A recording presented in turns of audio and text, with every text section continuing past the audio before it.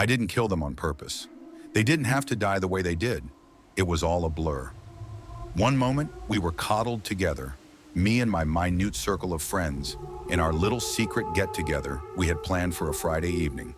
And the next, I had red on my palms, that inebriating scent inside my nostrils, in my eyes making me tear, in my ears making them throb. I had tried so hard to keep this part of my life away from them, but now it proved it didn't want to be concealed. He didn't like that. He wanted to be quenched. He wanted sustenance. And it was a bit odd giving such carnage a name, a personality. But I couldn't have done this. I wouldn't have done this. I licked at the corners of my mouth and all over my lips. They felt of a crusty texture. At the realization, I yelped. My worst fears had proven true. He had fed on them. Every last one. Drained them of their blood. As I sat awake on the couch, staring into space, I thought of their bodily fluids and how, at that moment, they circulated inside me. And the thought made me yuck. My teeth were clenched tight. I would punish him with starvation for another fortnight. Surely I was in control. I must have been. Otherwise, this would not have happened. I used to think of the urban legend of the ads as entirely mythical and not based in any way in reality. I mean, they were shape-shifting mosquito humanoids.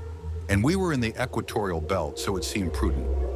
I mean, the mere thought that some person had the abilities to drain people of their blood was hysterical at best and nonsensical at worst. Well, it all seemed nonsensical to me up until that day I met Chico.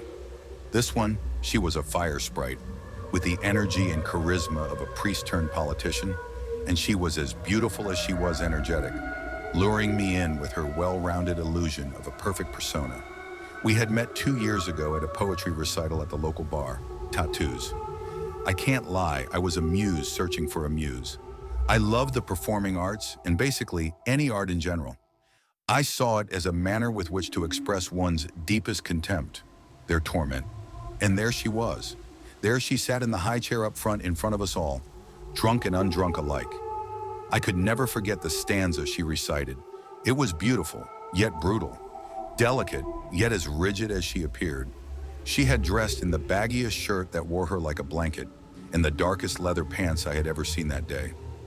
Life is torment and love. Absent, eternal is regent, a placeholder for the subsequent. I look up under my secret and see a beacon, a sign of chaos, the absence of reason. My lonely despair, my eternal treason, I must say, her words stirred me. So much that I made my advance when she sat by me at the bar. And when she conceded, which was quite easily, I might add, I felt the most pleased with my masculine wiles. And consequently began our strange yet curious relationship. I saw her every single day of every other week. I slept with her, both in body and mind. And for a while I truly thought that I was in love with her, that was the most pristine and definite iteration of affection. Romance. And it was so alluring that I had forgotten about the other part of the ad's myth, the vexing. The night Chico revealed what she was to me was just as any other. The air was hot and our breaths wet. I had planned for her a nice little homemade dinner at my apartment, and she would attend wearing the most casual of clothing meant for a sleepover.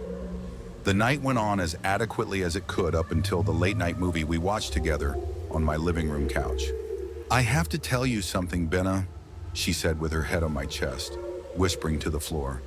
What is it? I have always felt so alone and so vulnerable until I met you. I can't live with this secret anymore. And as she said this, the curtain drew. The fog that had shrouded my brain for so many months lifted. I jerked away from her. There she sat beside me, the ridges on her forehead driving down her nose into her long, elongated front teeth. Her skin was of a pale, scaly pigment that shined in the dark. And from her back emerged these large, beautiful wings, like a firefly's, that were transparent with vessels running through them, radiating this ominous, vitreous glow. I was terrified. Get away from me, I screamed. She launched at me. And well, that's about the last thing I remember about Chico. The following weeks, I endured symptoms that were unbecoming. Suddenly, I could hear a heartbeat from meters away, and I could smell color.